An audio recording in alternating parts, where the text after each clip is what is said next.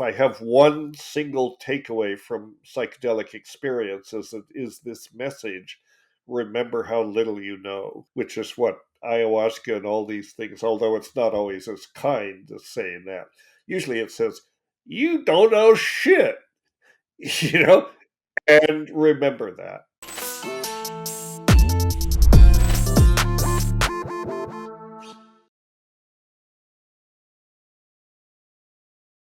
Hello, everybody. Welcome to another episode of the Webdelics Podcast, where we're on a journey to find out the truth about psychedelics and plant medicine, get rid of the myths, and change the narrative.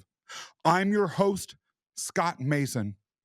Now, we have had a lot of great guests on this show. But today's guest, he's really special. His name is Dennis McKenna, and I am so excited to have him here. Let me just tell you a little bit about Dennis, and we're going to get right into a conversation that will be both deep and mind-blowing. Dennis is an ethno-pharmacologist, a research pharmacologist, a lecturer, and an author, as well as one of the highest profile psychedelic educators and advocates on the planet. He is a founding board member and the director of ethnopharmacology at the Hefter Research Institute, a nonprofit organization concerned with the investigation of the potential therapeutic uses of psychedelic medicines. And most importantly, he, along with some colleagues, co-founded the McKenna Academy of Natural Philosophy, which is a nonprofit that's dedicated to education, the bridging of the traditional and scientific realms of knowledge, as well as preserving Indigenous wisdom. We're going to touch on all of that, I'm sure. But before we go any further, I've got to stop for a second and say, Dennis, welcome to the show. Thank you, Scott. It's a pleasure to be here. We are very excited. So let's roll up our sleeves and get into it. The theme of the day is exactly what is the world that we're experiencing when we are engaging with plant medicines and psychedelics. And I'm actually going to start the conversation with a weird little story that will tie into everything that we're about to talk about. A few years ago, I had a cataract in my left eye, and I'll never forget a couple of things that happened when I had that cataract. I was in the Mall of America with my spouse, and my spouse said, "Look to your left. There's your favorite restaurant." And I, without turning my head, looked to my left, and there was nothing there but a wall. Just a clean, unbroken wall that looked like the rest of the walls in the Mall of America. And I said, "There's no restaurant there?" My spouse said, "Yes, there is." And we went back and forth. Finally, I turned my head so that the place that my spouse was pointing to was out of the field of vision of my left eye. And suddenly, when only viewing that space through my right eye, I saw the restaurant. The same thing happened on the street a few days later. My spouse kept saying, "Look at that street light to your left." I was not seeing a street light. I was just seeing an unbroken cityscape until I turned my head, and suddenly, out of nowhere, that traffic light appeared. There was a scary lesson that I learned through that. It was freaky, but I couldn't deny it. And that is that my brain was telling me a story. It was inventing through my left eye what it thought I needed to see there. But that had no bearing as to what was there at all. And that perhaps is a relatable but very real way to begin to discuss what's going on when we use psychedelics. And by the way, I wasn't on anything. What is your reaction to that story with regards to psychedelics when you hear that, Dennis? I think that's actually a great uh, on ramp into this discussion. Mm. In the sense that it reminds us that we're creating our own reality. It's not about whether we're on drugs or not. We're made of drugs, right? I mean, we're biochemical engines that run on drugs. Neurotransmitters, hormones, these signal transduction molecules in our brains and all over our body. They're drugs, basically. If you isolated them and crystallized them and characterize them, which people have done, you'd probably have to make them illegal because they're drugs. I often tell people we are made of drugs, so the idea of being drug free is absurd because we're made of drugs. What are those internal drugs doing? Those messenger molecules, those signal transduction molecules, they are creating our reality. We live inside a hallucination. The brain is behind the skull. It's isolated in a cold, dark place. Well, maybe not cold, but dark, you know. And the reason that we know we're here is because of these sensory neural portals that we have, the information that's coming to us from the outside world. We can get in later in the conversation. We might want to talk about what do you mean by inside and outside.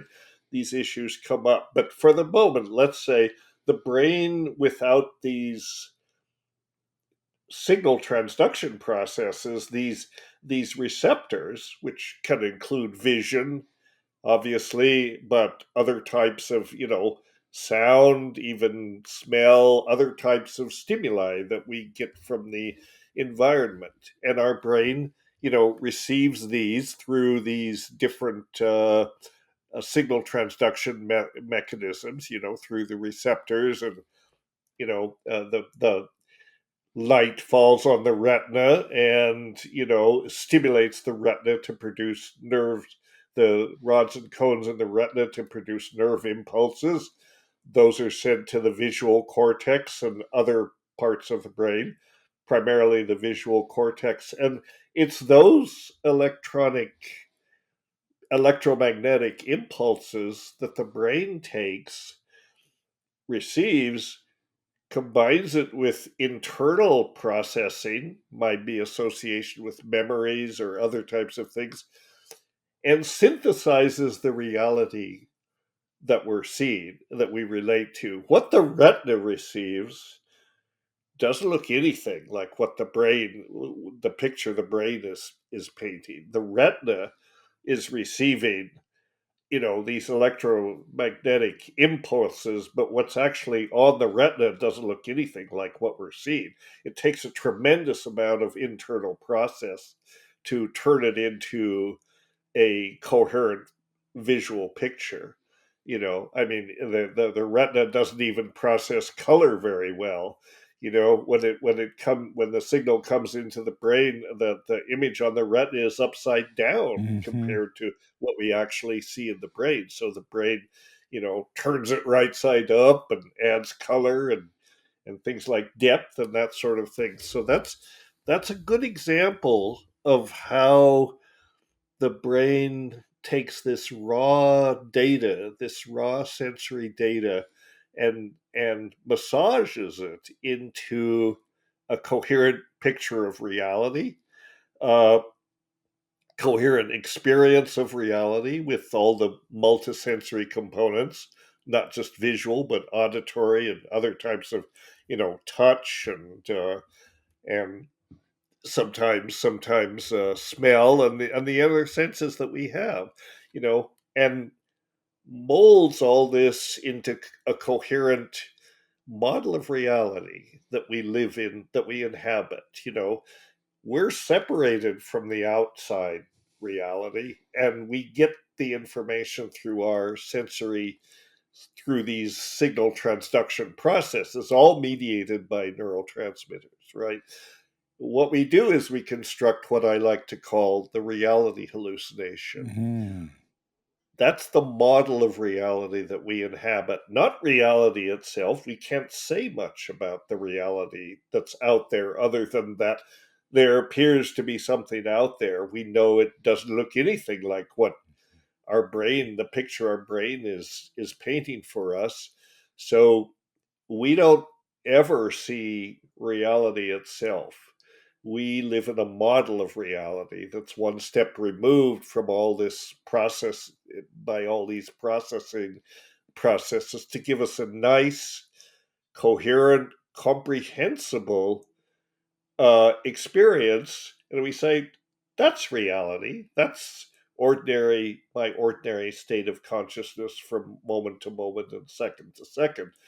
That's the reality that I'm inhabiting. But it's important to remember, and I think this is what psychedelics, the insights that you get from it is that this isn't really the way it is out there, Mm-hmm. wherever there is. This is something. This is the edited version, if you will, of Mm-hmm. our experience of reality that's been processed in numerous ways to make it comprehensible and experienceable and so on. Dennis, there was a lot within those sentences. And keeping it real with you, because I can't help myself, I just have to keep it real. Some of that is mind blowing. Some of that, if you think about it for more than 2 seconds, it's actually terrifying. But we're going to talk about all that terror and all that fear and all that mind blowing sort of stuff in a few minutes. There's something that you said very early on that I think is significant and so worth exploring.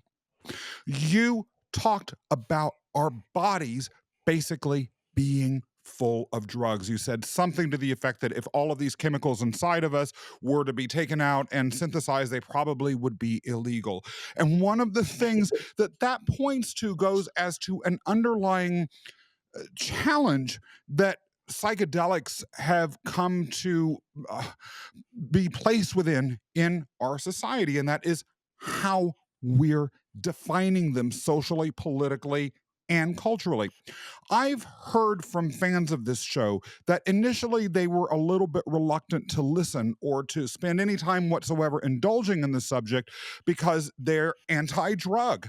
And only after listening to episodes did they begin to understand that, well, we might be calling these drugs and there might be a stigma associated with things that we call drugs. They're not all exactly the same. And that Right. reframing and using language in very particular ways can impact how we perceive what you just a few minutes ago described as the world outside that might be impacting us. What I'm curious about then is, and what you were pointing to at the very beginning almost goes as to whether we should be reframing the entire physical body that we're living in, or at least the processes that are operating within our brains. Because if those themselves are drugs, psychedelics are drugs, and then there are a whole host of other substances out there that are one and the same. Are we participating in some sort of fake separation, even by labeling them this way? What are your thoughts on that? Well, it's not fake. It's not fake. I mean, you know, these phenomena that impact on our senses, whether it's visual impact or noise or sound or whatever, I mean, they're real out there. Something's coming in from out there, and our brains have to make sense of this information, and they do a very good job of that by synthesizing it into this what I like to call the reality hallucination, what neuroscientists like to call these days the default mode network. I think my ideas, my term for it is much sexier, much more descriptive, because the default mode network is kind of like, it leaves out so much. The default mode network means basically your ordinary state of consciousness, your day-to-day, minute-to-minute state of consciousness, which is based on the processing of this sensory information and habituation, what you get used to, memories, anticipations, associations, because there are huge parts of the brain, that takes this information and not just the raw sensory data, but then, you have these experiences and then you have associations, oh, that's like, something else I saw last week, or this piece of audio input is like a song that I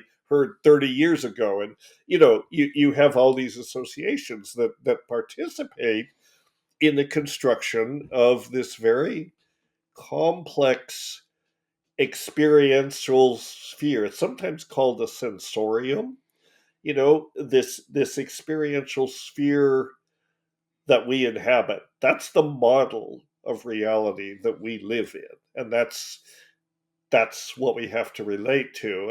And fortunately, most of the time, it's coherent. You know, now and because the the processes are mediated through electrochemical and biochemical processes, drugs can modulate that process. They don't really destroy it, but they can tweak it Mm. seriously.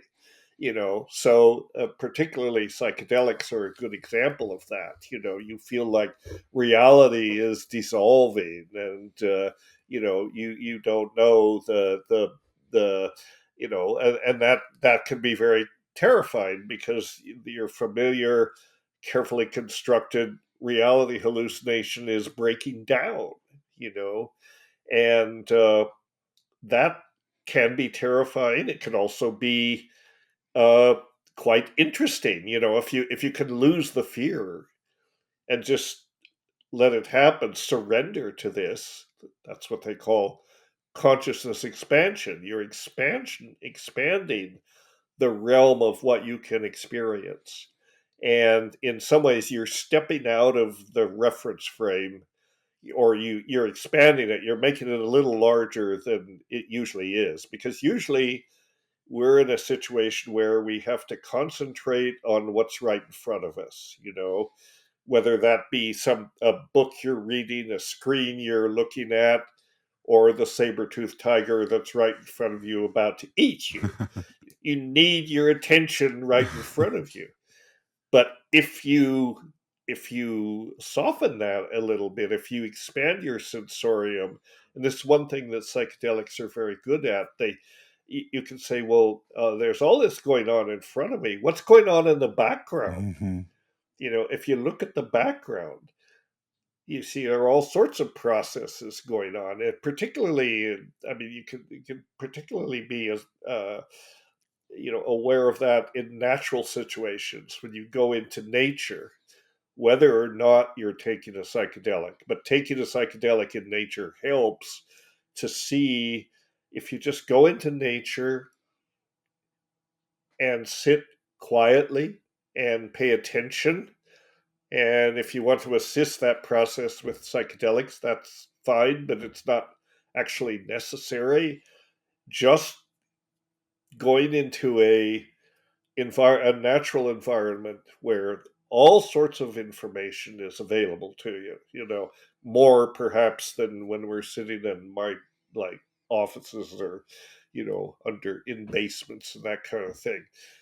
And if you just pay attention, you see there are all sorts of processes going on in nature that we normally uh, edit out because they're not immediately relevant to our survival. And in neuroscience, this is called gating. It's called sensory gating. The information that's impacting on your nervous system is much more than you can possibly process, much more than you're able to integrate into this reality hallucination that you're making minute to minute. So you block it out, and it's called neural gating. Good example here, trivial but good example. I'm in a noisy restaurant, say, for example. There's a hub a hum of conversation at the tables around me. I'm not paying any attention to it. I'm trying within my limits, which is very limited, to hear what the people at my table are saying. Suddenly, at a table next door, someone says my name. Up, I hear that. That gets through the neural gate because for some reason, I mean, why anyone would say my name, but you get the idea. Uh, Usually, these things are suppressed until it becomes relevant to your immediate experience. So these neural gating processes, and is basically the brain is very good at filtering out information. What doesn't get in is just as important as what does. And Huxley, Aldous Huxley, articulated this idea early on in The Doors of Perception when he talked about the reducing valve. The brain is basically a reducing valve. It only lets a fraction of what there is to be perceived and experienced in. Otherwise, it would just be a blooming, buzzing confusion, and you'd be and this may be the basis of some kinds of mental illness. They Mm, like schizophrenia, for example. mhm, The people who suffer from that have, to some degree, an impaired gating process, neural gating. mm. It's not working the way it should be. More stuff gets in than you can handle, and then it becomes very confusing. Really helpful information and a lot to think about. I have to say, I like from a conceptual perspective the reality hallucination better than default mode network simply because as look your average homeboy walking around New York City here, I can remember the words reality hallucination and it creates a vivid image in my mind that's tactile that I can understand. Default mode network, I always have to stop and say, Scott, now what does that mean again? And like pull out that mental Yeah. dictionary and flip around a little bit. So I thank you very much for that language change. But maybe I've been watching too much sci-fi or too much horror or too much reading too much psychedelic fiction. When I think about what's being gated out, when I think about what's beyond that hallucination or what my mind is filtering out, I can't help but think, well, maybe it's really for my best that these things are being filtered out. There could be anything out in this world that is being filtered, and some of this could be scary or terrifying. I imagine all sorts of weird looking creatures with tentacles that are vaguely Lovecraftian, but that's just me. How do we know that if we are in any way interfering with the default mode network or shifting the gating mechanism, we're not actually setting ourselves up for catastrophe? Maybe we don't want to see Medusa staring on the other side of that forest at us, and she's been blocked out for a Or reason. you do. I mean, you people see all sorts of crazy things, entities and all this stuff, and sometimes they're scary.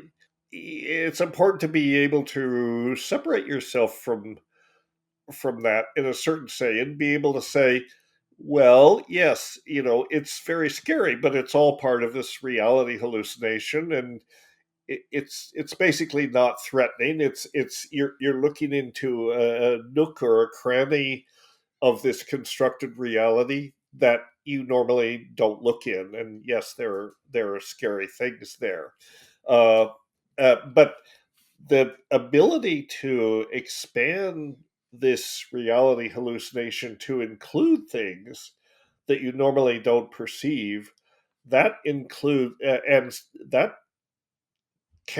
that's a big part of the therapeutic effect of psychedelics as well, because it lets you detach a bit from your ego and your sense of self and experience this expanded uh, hallucinatory sphere that maybe gives you perspectives.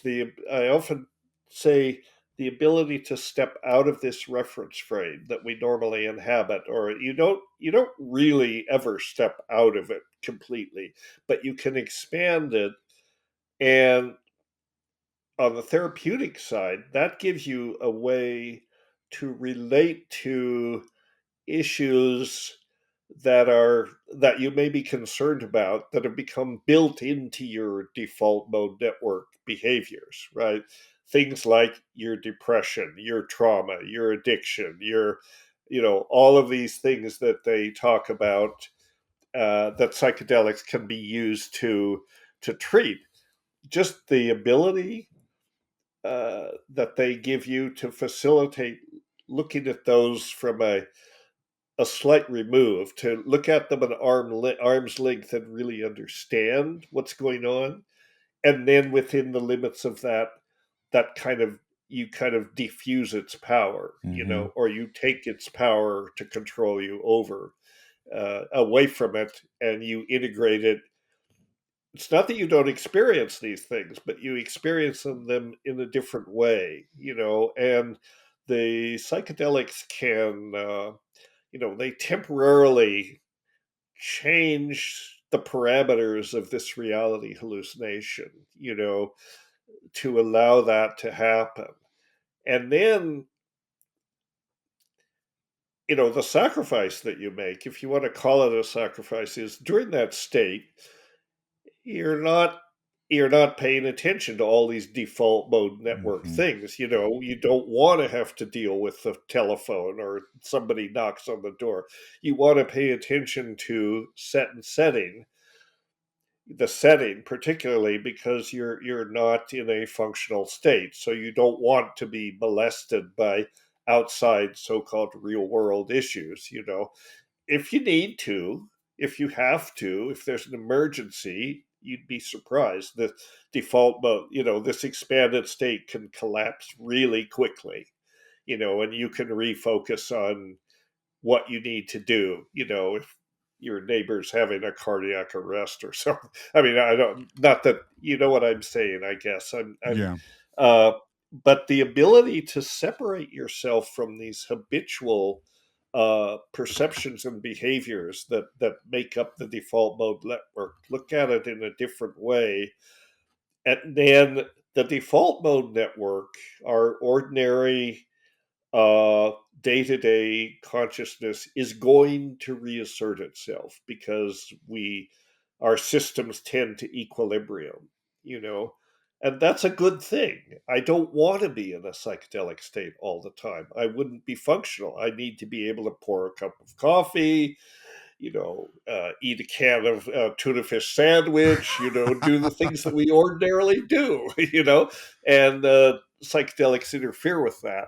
So it's like taking a little vacation in a way from the default mode network constraints that you normally are constrained by. But then when the trip is over, you can say, well, yeah, I'm glad that's over. I'm back. I have my feet on the ground. you know the monsters that I thought were under the bed are actually not under the Right. bed. And ordinary reality reasserts itself, and that can be very reassuring. What's different is, this is like rebooting your computer. you know the default, you expand this system temporarily, and just like when you reboot your computer, and we Mac users know this well, things get clunged up. Eventually, you reach a point where you say, okay, nothing left to do but just restart the damn thing. Right. I've been You there. know, the default mode network is exactly the same way. And once you do, like in when you reboot, the computer works better. You've cleared out some of the cobwebs. It works more efficiently for a while.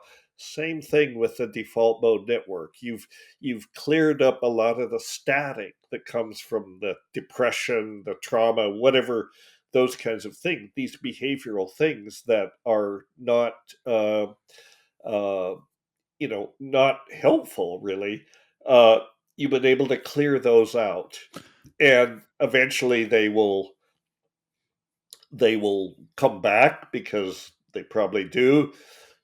But the clearing effect can be quite long lasting. uh I mean, it's not, it can be a few days, but it can be weeks or years. And one of the uh reasons for this, one of the aspects of this, is that the effects of psychedelics are uh, there's the acute effect, there's the trip, but there's now a whole body of neuroscience research using brain imaging technology and this sort of thing that shows that, and psilocybin has been studied most in this respect, but it stimulates neurogenesis. It Hmm. stimulates the actual growth of new neurons, and it stimulates synaptogenesis, the formation of synaptic connections that were not there before. And on the molecular level, it also stimulates changes. So these are long lasting actual changes in the chemistry and the wiring of your brain, and that sounds scary, except it makes your brain work better. And this is what I mean. This is what uh, Wade Davis is often, my friend Wade Davis is often says. Our parents used to tell us back in the '60s, if you take this stuff, you'll never be the same. Yeah. That's the point. Right? You won't ever be the same. And again, this is fascinating and important and mind-blowing. I do have to put a brief finger on your remarks about particularly the psilocybin and the impact that it has on the brain, because that goes as to the aging process, and we're going to talk briefly about that Yeah. again in a minute. For those of you though who might want a more detailed conversation about that than we've been able to get to or will be able to get to in this episode, make sure you listen to a recent episode by a guest named Sheila Pearl, who started doing psychedelics I think when she was 79. She's 82 and feeling younger than ever, and she discusses the impact of this on how her own aging process is going forward. It's unbelievable. But we're going to follow up on that in a minute. I want to talk a little bit, Okay. because it's Webdelics. I've committed to the audience from the very first episode that I'm always going to keep it real. I'm always going to be honest. I'm always going to just ask the questions that I feel need to be asked. When we talk about these brain changes and the brain's desire to go back to the default mode network, I can't help but then ask about some well publicized cases or some cases that you just may know about anecdotally or through friends of yours or you may have read about in the newspaper that seem to go against the grain. So, for instance, this is being recorded in January of 2024. Late last year in 2023, there was an incident involving an airline pilot who had taken some psilocybin and apparently attempted to hijack the plane that he was a passenger on and bring it down. And when his case was explored in a little bit more detail and he was interviewed, he claimed, now, he did not go on a guided journey. From what I understand, he took these at a party and the results were suboptimal to say the least. But Yeah. I think that That's the one of the things problem. that he said was that he could no longer distinguish between what was real and what wasn't. And he felt like he wasn't in reality. I had another friend who Hmm. was a fan of this show who told me that there was a point when he was on a psychedelic journey, one of many that he's had, where he faced a choice within that journey to never come back to our world again. And he said, in that moment, I understood how people's brains fry, as they talked about that, as they referred to it in the 1960s. I chose to come back, but it was a hard choice to make. I was scared. And so when you're saying to me that, well, the brain tends to want to move back to its state of prior equilibrium, how do we square that away with these possibilities? Because that's the fear that everyone has when they think about these brain expanding or reality perception alterations going on. Right. Right. Well, yeah. I mean, in the first place, I mean, this is a real concern. It does happen to some people. Very small number of people, I'd say much less than, less than 1% of people who take psychedelics find that they can't reestablish the default mode network the way they did before. And they don't, it's not I mean, they don't want to establish it the way they did before. No one does. The reason you're Mm, doing that is to reestablish mhm, it in a way that's more functional, that serves your needs more. But sometimes the expanded state and the perceptual distortions and all that, it doesn't readily reassert itself. Sometimes in some people it takes longer. Maybe, if you expect to recover, usually the first 24 hours to 48 hours after a psychedelic experience, your default mode network will be reconstituted pretty much. If it doesn't happen that way, then, it may take longer. It may not reassert itself. And in that situation, you have what's called persistent I think it's called persistent hallucinogen perceptual disorder. You can have these sensory distortions uh, that may persist. I mean, it does happen, uh, but I think a lot of it has to do with preparation and integration, mhm, and you need to, like meditation is very important. There needs to be in the psychedelic therapeutic psychedelic context, you really need to work with a therapist. It's if you're doing it for a therapeutic rather than recreational reason, you need to work with a therapist who knows what's happening. And the therapy really goes in three stages. The first is the preparation stage. Before you ever take it, you should think about what is going to happen, what it's going to be like, talk to the therapist, talk it out, about what your expectations are, what might happen, and so on. And then you have to have the psychedelic experience in the experience itself in a context where, uh, number one, you have to feel safe. That's the most important thing. You have to feel that you can trust your therapist, mm, that they are looking after you, that they have your best interests at heart. mhm, And if it becomes very difficult, if you get agitated, if you get really scared, if you can't control it yourself, the therapist is there, and they can help you. And something as simple as just a pat on the knee, mm, can really make a difference, or just a reassuring voice that you're okay, you're safe, you're in a safe place. What you need to do, you have to do it in a situation where you do feel not threatened physically, where you mhm, feel quite safe, so that you can give yourself permission to surrender to it. That's the other aspect of this.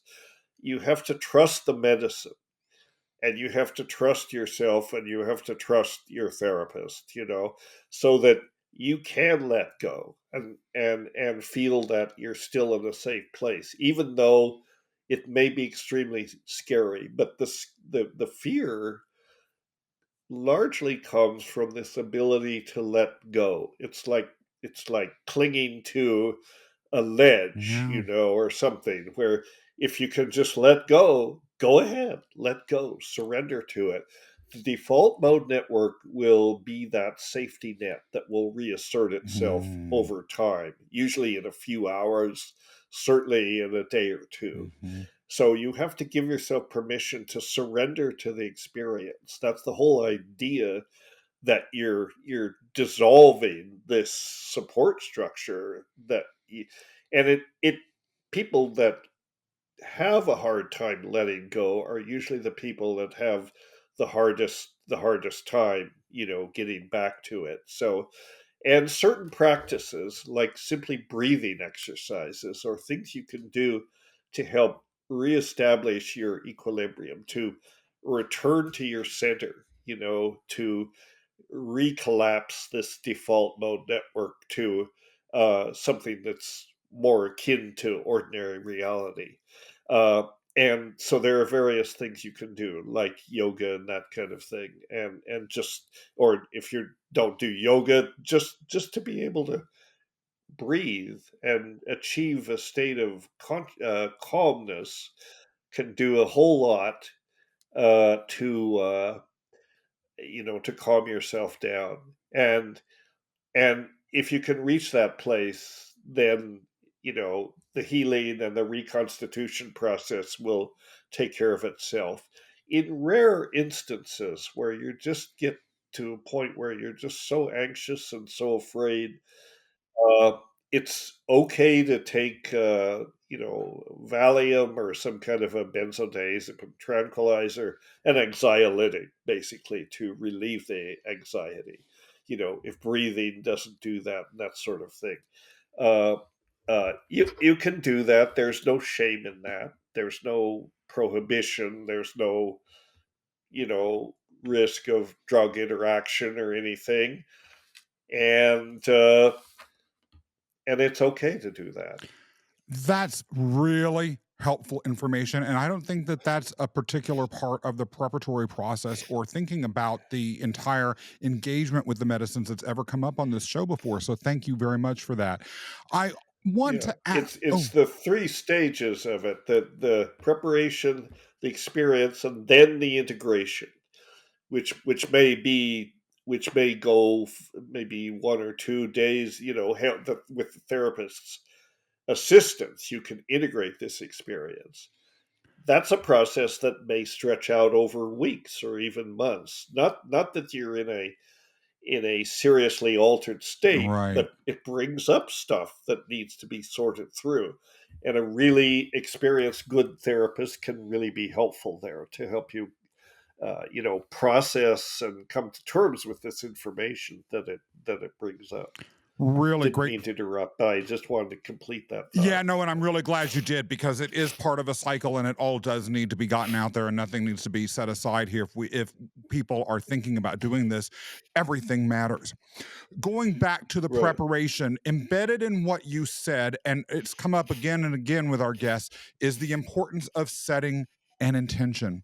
But one of the things that Hmm. we've never discussed that again relates to a lot of what you're talking about is why setting an intention works.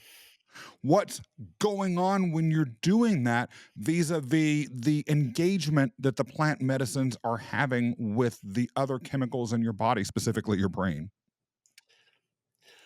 Well, the setting, you're just, so there are these, we often talk about set and setting. There are two other variables that are sometimes overlooked. They're not overlooked, but they're not made explicit. So you've got set, which is you. Set is what you bring to the table. It goes far beyond it goes far beyond simply your intention. It's really everything that you brought, your life experience, who you Mm. are as a person. You're bringing all that to the table. That's the set. The set is your mindset and your existential set and all that.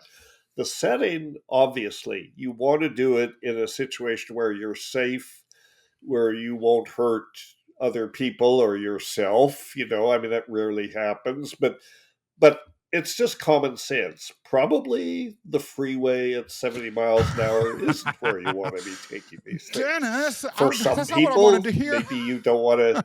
Some people are very comfortable in a stadium at a rock concert. And with me, I mean, I go to a rock concert. I don't need psychedelics to go crazy. It drives me nuts. I'm just one of those. That's just me. But you want to do it in a situation where ideally you have control of the setting, who you interact with, and how you interact with them. And you want to minimize the possibility of unexpected encounters. So that's why it's best to do it maybe in an interior space, or if you do it outside, do it out in nature where nobody's going to bother Mm. you. So you've got set and setting, but then the other variables here are what is the medicine, and what is the dose. So between set and setting, what is the medicine and what's the appropriate dose? That's all part of this like 4-part dynamic of setting up. And this is why, I mean, you can obviously you can take psychedelics recreationally. People do all the time, uh, but usually those are low doses, Mm, and people often take psychedelics with the expectation that it will just be a groovy trip, yeah. and then it turns out to be more than they can handle. Hmm.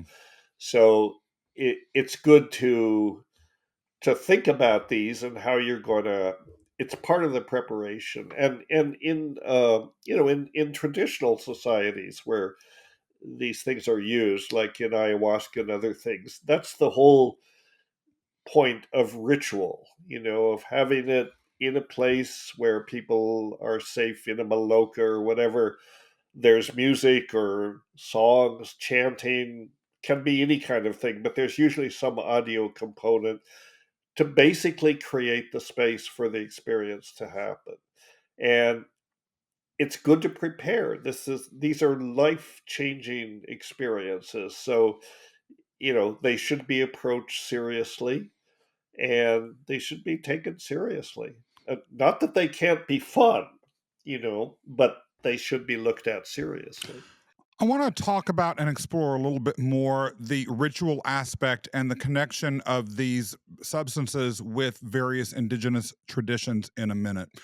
But I want to briefly, before we go too far afield, indulge in another little tangent. We said before this show started that there might be rabbit holes and digressions and all those things that happen, and this is one of those. Is really fun.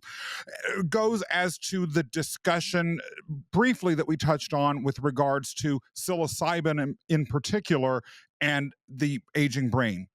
And Yes. one of the things that, again, this Sheila Pearl episode that I mentioned a minute ago, but references, but you might want to talk about a little more, is almost an inference that I could draw if I were to just take everything that you're saying to where my own imagination might want to go, which might not have anything to do with anything, to begin to say, well, psychedelics therapeutic use could not only apply to things like dementia that relate to the impact of aging on the brain and the brain's ability to process anything, but perhaps other brain related disorders as well. Am I overreading what's behind what you're saying, at least with regards to the possibilities that some of these substances, again, psilocybin comes to mind, possibly could represent for our culture and the way people experience the world? Well, yes. I don't think you're overreading it. I think, I mean, there is increasing evidence that psilocybin, and it's just because that's been the focus of so much of this research. Some of the others may also have, but there's increasing evidence that it might be good for cognitive function. Basically, it stimulates cognitive function and all of those things that we begin to, uh, those functions we begin to lose as we get older. It may slow that down, or it may make up for some of that. Uh, as we get older, the thing is, the thing that we have to be cautious about is promising what they can't deliver. I mean, I would not go so far as to say, you take psychedelics, this is going to cure your dementia, or your Alzheimer's or whatever. It may help, but it's not a cure, and or maybe it is, but there's not enough evidence. It's a tricky area because people who are having dementia and are aware of that they're, in a cognitive decline, they're ready to reach out for any solution, you know, and they may grab onto that and say, this will do it. This is the answer. It may be, and it may not be. And the problem is, if it's not, then that's an invitation to, further despair and just saying, I'm hopeless. My situation is hopeless. Uh, but it's a frontier of this research. We now know that psilocybin can have these long-term effects in terms of reorganizing the essentially the arborization of these networks and so on. So stay tuned is what I would say. Mm-hmm. Some people are taking microdoses for this reason. They have a perception that microdosing helps them be a little more cognitively on top of things. Uh, and you know, I'm a skeptic about microdosing. You know, and there aren't any seriously good studies, well controlled studies. I feel like we also shouldn't overlook the fact that the placebo effect is a powerful effect. Mm. You know, it's a real effect. If people are microdosing and they're feeling an effect, then more power to them. Maybe it's a placebo effect. Who cares? They're feeling an effect. Mhm. And I think that's probably okay. I think that microdosing is safe. Again, depending on the medicine and how much, and all of those parameters. But I think that uh, like I say, whether it's a placebo effect or not, if people feel they get a benefit, then it's okay. Physiologically or physically, there's not much risk. I would caution people to be careful about microdosing with LSD as opposed to psilocybin. Uh, Why? you're aware of that issue? No, I'm not. So why Okay. exactly would there be Well, that particular concern?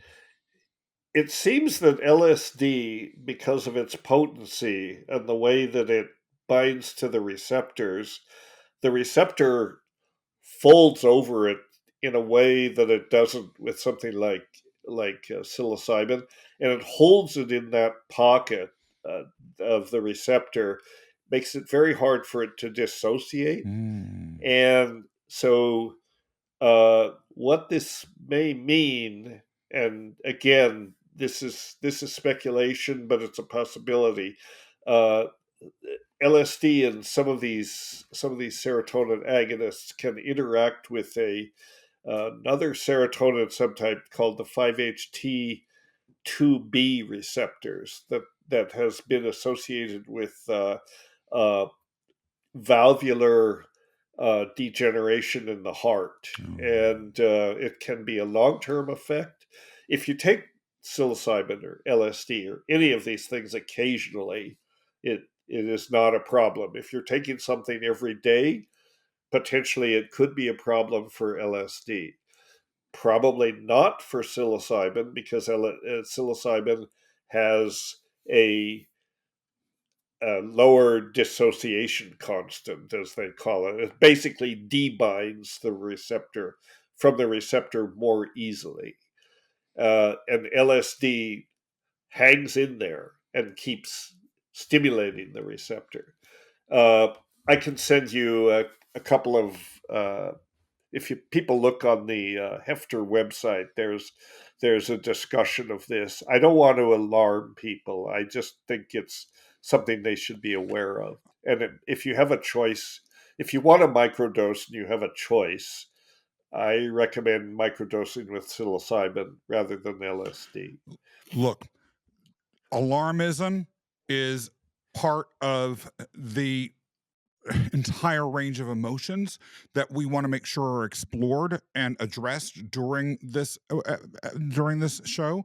We have committed to our audience from the beginning to keep it real, to be honest, to not just mindlessly cheerlead, but to go into the facts and into the best thinking. And so, if you're raising some areas of concern, that's actually appreciated because we want our audience to leave here feeling genuinely enlightened, not that they've just had some sort of garbage fed to them. You see this in the cannabis industry now that that's becoming increasingly decriminalized or outright legalized.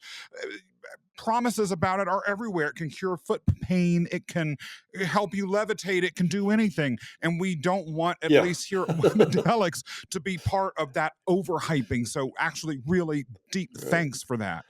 Now, I want to Yeah. get, The most yeah, important thing about anyone who wants to use psychedelics for or is contemplating it from whatever purpose is, do it from a place of being informed. Learn about it. Learn about it. If you want to microdose, read about it. And a lot of people, they don't want to go into the scientific literature, and I don't blame them. It's complicated, it's hard to understand. But I like to mention there's a good source of information about all this online called erowid.org. You probably heard of it. EROWID. It's the best website on psychoactive drugs that I'm aware of. And most of them I've never heard of and I'm not interested in. But it's got very good system, very good resources on the major psychedelics. And if you go to erowid.org and put in something like LSD plus microdosing, things should come up. It's also very useful for someone who is preparing, perhaps with limited experience with a psychedelic, if they're preparing to take it for the first time or the first few times. uh, there are lots of trip reports on Erowid, which is very useful. You can kind of see what other people have experienced, and if they're posting trip reports, they're posting them for a reason, for one reason or another. Either it was particularly, had a particularly strong impact, or in some places it's like, a warning, don't do this. This is what happened to me, that kind of thing. But Erowid.org is a wonderful resource. thank you. And on that note, those who are fans of this show will have heard many stories, most of which have been positive, and really had emotional weight and power and led to huge transformative impacts.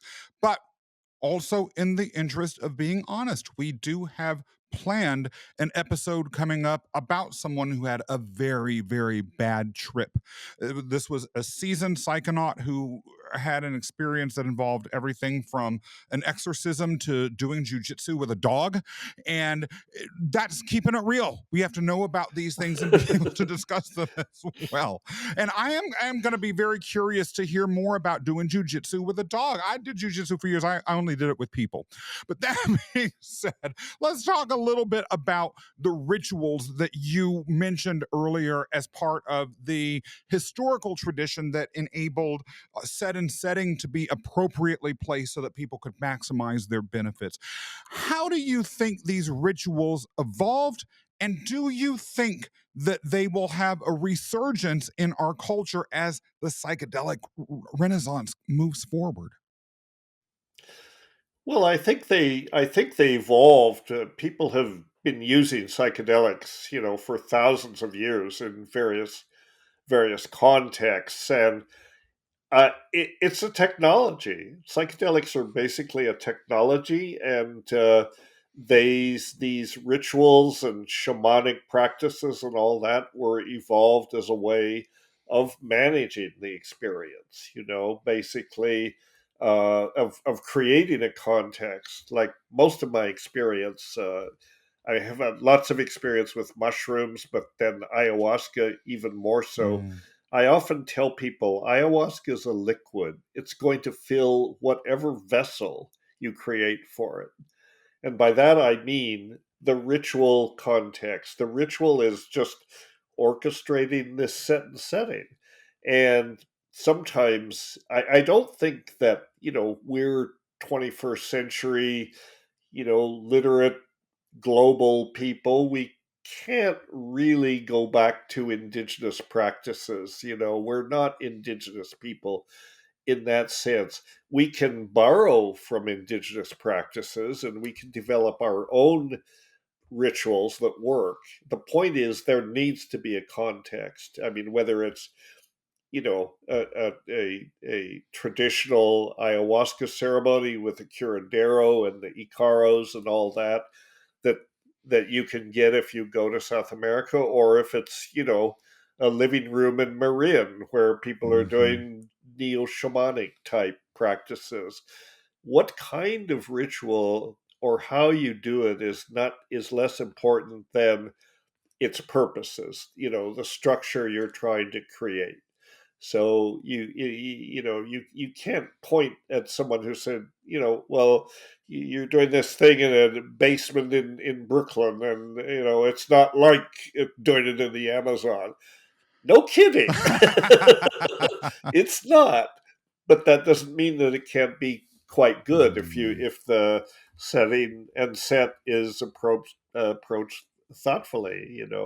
So ritual is just, it was a necessary invention, I think, when early on people were having these experiences. And I'm talking about indigenous cultures, and usually, the usual sort of structure of this is that there is a specialist. I mean, we might call him a priest, but tend to call him a shaman, or a curandero. There are many terms for it, but basically a person who has familiarized themselves with these experiences, and sort of for the community and other people forms a, a bridge between these realms of experience and ordinary reality. That goes back to something that we began to touch on before we got into our incredible digressions. They were awesome. Which is the perception that we experience in our day to day life, what you call the reality hallucination, versus the entirety of what's out there. If psychedelics are rewiring our brains or somehow shifting our ability to perceive things, are those things that we are perceiving during psychedelic experiences real? Are they real? Okay, all right. You've just uttered this very charged word. Is it Good. real? Is it I real? met my goal Right? for the day. I knew that would get you. Yeah. I'm here to tell you, yes, it's real. It's real because you can experience it. You're experiencing it, so that therefore it's real. My that's the premise I start with. Anything that can be Mm. experienced is real. Because what else do we have? We have only experience. Then you can get into unpacking that idea. Is it real? Okay, is it out there somewhere? Does it come from some other dimension, some spiritual dimension, or some portal? Or is it entirely in here? Is it a construct of our brain? And then, we can refer back to the earlier conversation and say, effectively, everything is a construct of our brain. Mm. So we wouldn't experience, what we have is the datum of experience. Whether we can say it's out there or it comes from within, that's very much more difficult. And then you get into serious, epistemological and philosophical discussions. Is there really anything out there? Is there really anything in here for Yeah. that matter? I mean, it's tricky. The most honest answer is we don't know, you know, but I personally have come to think that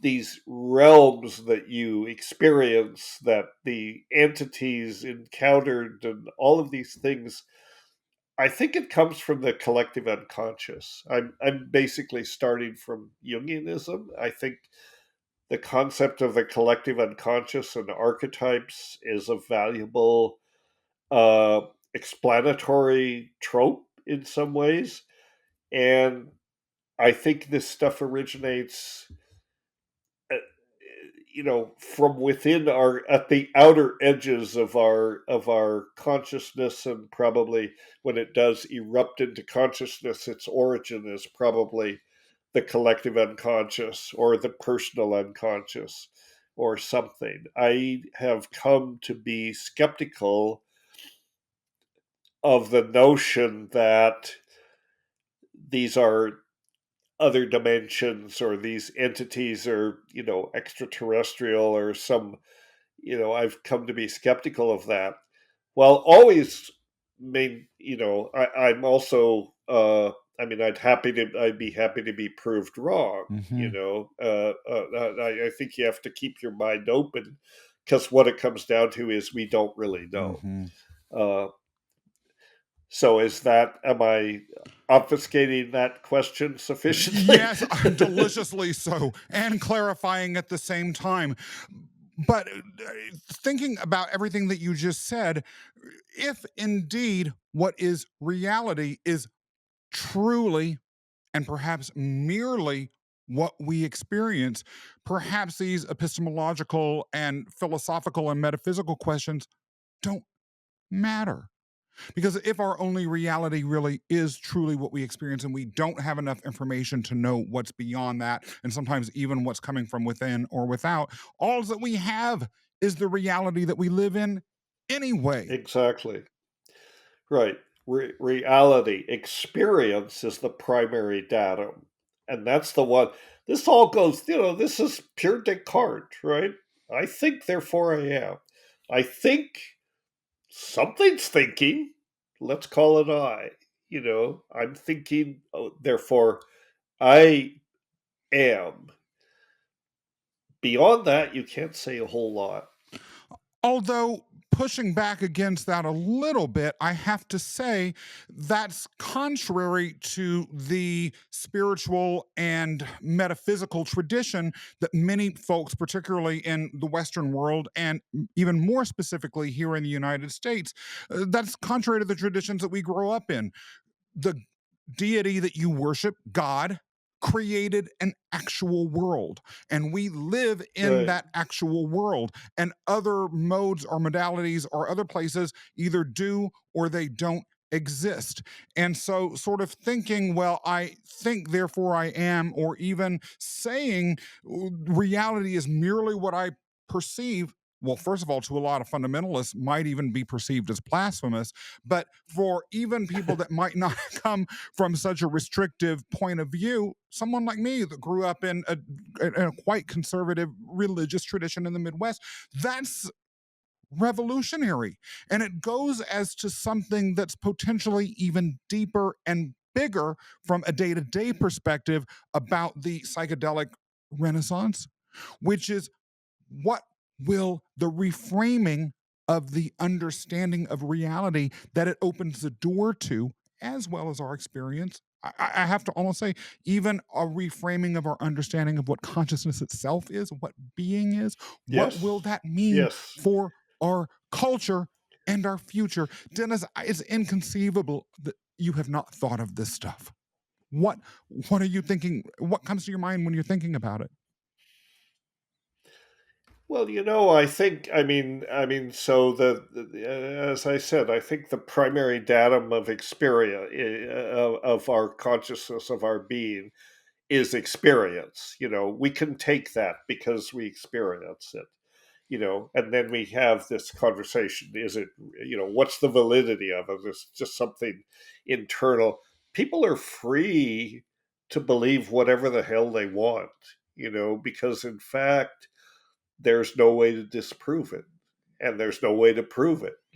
So it's more in the realm of philosophy. It's in the realm of what makes you feel good about it. You can't approach this really scientifically, as far as I know. I think that you cannot. We have great respect for science, and maybe in our culture, maybe too much respect for science. We tend to look at science as the final authority. You can approach these questions scientifically, because the way science works, as you know, you construct hypotheses about phenomena, about the way something works. And then if you're an honest scientist, you try like hell to demolish Yeah. it. You try like hell to find out what are the gaps in this explanatory structure I've created. What does it not explain? And then you say, oh, it doesn't explain a whole lot. There are lots of things it doesn't explain. So we have to revise the theory, or sometimes we have to just get rid of the theory and start from scratch. That's the way science works when it's being practiced honestly, in a sort of, imaginary realm of, you know, I mean, as we all know, science is a human institution and it's as corrupt as any of the other human institutions. That just seems to go with the uh, with the territory. But if you're a bodhisattva scientist that's not constrained by any of that, you don't have to get grants and that sort of thing. You're just practicing science. Uh, you have to operate with the perception that, or with the premise that all theoretical constructs are provisional. You try to put information together that explains as much as that seems to fit the data, that seems to fit, in this case, our experience. But you always have to keep a little door a little bit ajar to the notion that everything that you think you know may be bunk. It may not be true at all. And this is one of the useful things that psychedelics teach us, at least in my own experience. Uh, it reminds me, my psychedelic experience always remember how little you know, Mm, you know. And I think that we do know our science is amazing, to the degree that it's able to explain reality to a certain extent, but it's extremely limited. I think that we understand, in a scientific sense, a tiny slice of reality, a tiny part of it, and there's an infinitude of existence that we don't understand. So for people, so that can be comforting to people in a certain sense, to say, well, just because it's not scientific doesn't mean it's not proved, not true. Yes, I totally agree. The question is, science is a method that people have constructed to ask questions of nature that get answers back that are testable or verifiable. And and it's an imperfect process, it's a flawed process, but it works a lot of the time. Religions and philosophies and this sort of thing, particularly religions, they put a lot of stuff out there, about the way things are, about the way the world is. They don't have to be bothered mhm. with trying to prove anything.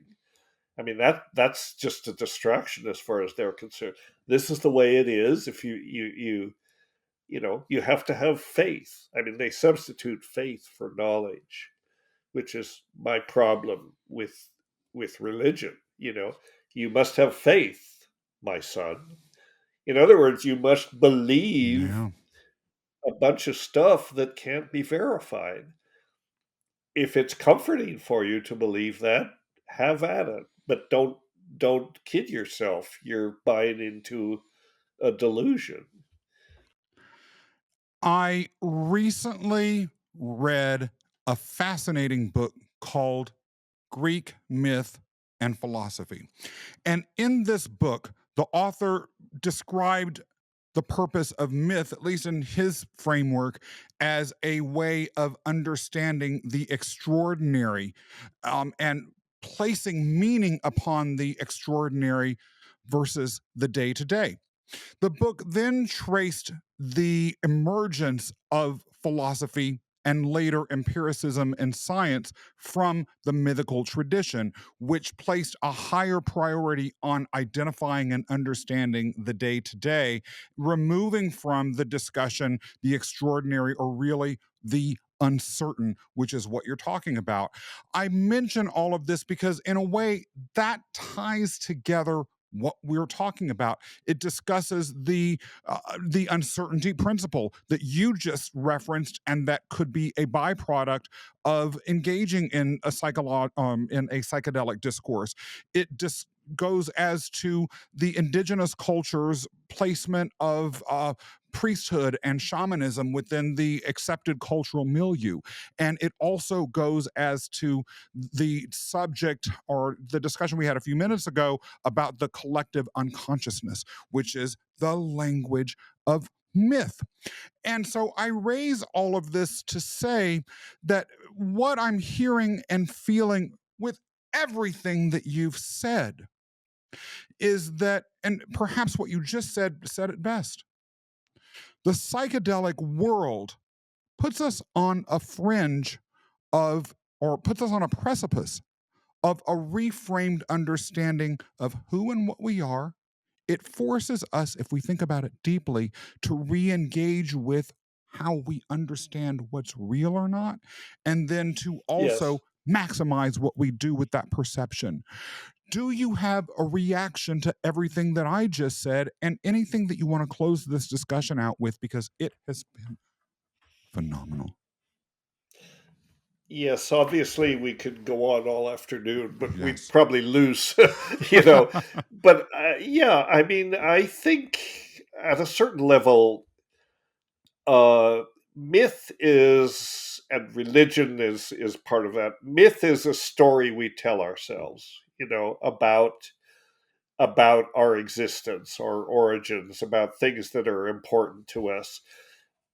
In that sense, myths are true. I mean, they tell us something about ourselves, our understanding of the world that we want to believe. So they are true enough for us, and they're very useful because we have to, we want to believe that our lives have meaning and that the world has meaning. Science doesn't take that away necessarily. Sometimes people criticize science and say, well, you're taking the spirit out of Mm, science, or science takes the spirit out of the world. It's reductionist. Not really. I think science is also a story. It's a storytelling mechanism. It tells a story, so it creates a myth, mm, just like other mythological things. The difference between science is a lot of the myth is open to question, and this iterative process of making suppositions, understanding, constructing metaphysical understandings of how things are, that you can then test. You can introduce doubt and the need to verify into the system, which a lot of these other systems don't. Uh, and in that sense, I think science is kind of unique because it gives you this mechanism, and it is a built-in caution against effectively accepting premises of a supposition without any proof. Uh, and again, like science never really proves anything. In the scientific process, you never prove anything. All you can do is not disprove mhm, something. You can disprove a hypothesis. You can't prove your pet idea, your pet hypothesis. All you can do is say that based on what we know now, this looks like it fits the data pretty well. Knowing that, next week, next month, next century, new data will probably come in and will, either demolish that view or cause it to be radically changed. And that's the power of science that you don't get in religion. Dennis, on the subject of science, data, new theories, as well as myths and religion and their their favorite characters, prophets and oracles. If we were to look back on this conversation today, 5 years from now, how do you think, if at all, our discussion might have changed or will have changed? It's very hard to predict because we don't know what's going to happen 5 years from now. All sorts of crazy things could happen, that could totally demolish our worldview. And depending on what happens, I'd either be fine with that or I'd be appalled. I think, the important thing is to keep your mind open to whatever. And again, remember this thing, which if I have one single takeaway from psychedelic experiences, it is this message: remember how little you know, which is what ayahuasca and all these things, although it's not always as kind as saying that. Usually it says, you don't know shit, you know, and remember that, Thank you you. know. And that's actually liberating to me because it means that there's a whole lot left to learn, and that's I enjoy learning, and I enjoy learning new things, and so by that thought, you just keep you, you always get to hedge your bets, and this is what science does, and this is what scientists do, if they're operating in this realm, and you never reach a point where you say, "Yup, we've nailed it down. We have this figured out." You sort of like you say, "Well, we have most of it figured out. We have 99% of it figured out, but then there's that 1% that just might overturn the whole shooting match." And that's a good thing, you know, to be open to surprise because that's where. happens. Thinking about it for a second, that was the best of all possible answers to my question. It really was. Dennis, this has been a conversation that has been stimulating. It's been real. It's been revelatory. People who are listening to or watching this are going to be climbing over themselves to find out more about you. Tell us a little bit about any projects that you have coming up and exactly where they can go to get even more Dennis McKenna, where I can go because I need more Dennis McKenna and I need it now. Well, visit the McKenna Academy website. So it's www.mckenna.academy. You can see what we're doing. I assure you, what we're doing is not nearly as exciting as the discussion we've been having. In what we're actually trying to do, it's fairly pedestrian, but we're doing education. We're trying to educate people about plant medicines and all the things that they relate to, which is indigenous traditions and science and the environment and all of the things that concern us, and people can look at that website. We've done seminars, we've done maybe all of this they can get from the website, and we've done two symposia. One is called ESPD, which kind of stands for Ethnopharmacologic Search for Psychoactive Drugs. uh, so it's ethnopharmacology, basically. And we did one in 2022, which was ESPD 55, and we did one in 2017, ESPD 50, which was before the academy existed. But those two symposia, there's a lot of good stuff there for people that are interested in the nuts and bolts, the pharmacology, the chemistry, and all that. That's a good place to look. We've started this podcast series I mentioned called the Brain Forest Cafe, and we're trying to do more frequent podcasts, but we have a whole list of really interesting people that we've got in the queue, and some of the podcasts are out there. And I think you've just you have, because of the nature of our conversation, I think we need to get you on our podcast Oh, I'm because we've honored. had a great conversation. And then, well, people can just see on the website. We have another project called Biognosis, and we have a documentary by that name that is sort of about the communities in the Amazon and the effort to save this herbarium at the University of Iquitos, and just like that. Just poke around the website. There's a lot of good stuff there. People can see it. I have my orders and I'm following them. Thank you, Dennis. It has been incredible having you on the Webdelics podcast. Now, for those of you who are listening or watching, if you enjoyed today's episode, and how could you have not? And if you want to learn more, make sure that you're subscribed to this podcast and leave us a 5-star review on Apple or your favorite podcast platform. Or if you're watching us on YouTube, make sure that you leave a comment underneath the episode. And then, above all else, tell other folks in your network or in your community or in your family or wherever you go about what we're doing and how they can find us.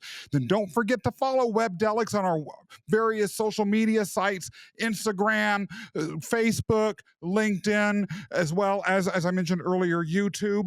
And then be sure to check out our website at webdelics.com. That's WEBDELICS.com. Make sure you subscribe to our blog too. It has great information on it, and you will find both illuminating and accurate. Finally, make sure you join us next time for another episode of the Webdelics Podcast. It's been a real pleasure, Scott. Thank you so much for having me. People can go to the McKenna Academy website. We're a nonprofit. We're 501c3. We need your donations and to support these various causes. But most of our information is just open access, because we think that people should not be prevented from getting this information because, they can't afford it. So we don't want that to be a barrier. But uh, podcasts like yours get the message out, and I really appreciate it. You're a lovely man and a wonderful interviewer, and I just had a Thank blast, you. frankly. And I am your fan. Okay.